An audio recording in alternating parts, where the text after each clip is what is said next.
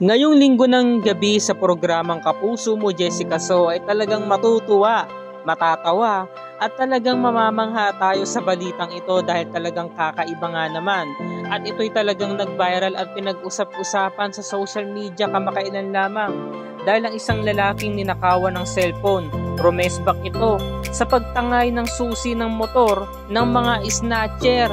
Sa madaling salita ay nagnakawan sila. Ayon kasi sa istorya, pumunta ako ng tindahan. Biglang may lumapit sa akin naka-helmet na lalaki. Sabi niya, gusto mo ba ng babae, boy? Sabi ko, ayaw ko. Bumalik yung lalaki sa may tulay.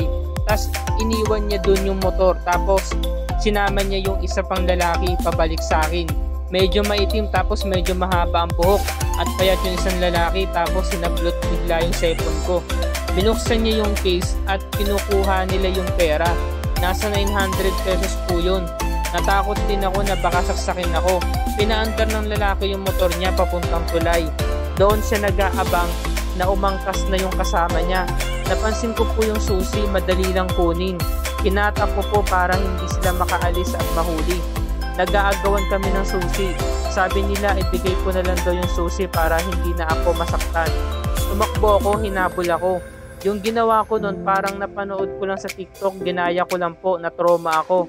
Hindi na ako masyadong lumalabas ng bahay para sa kaligtasan ko.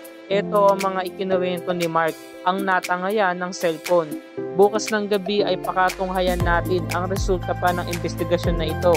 Kaya sabay-sabay natin tong panoorin mga kapuso.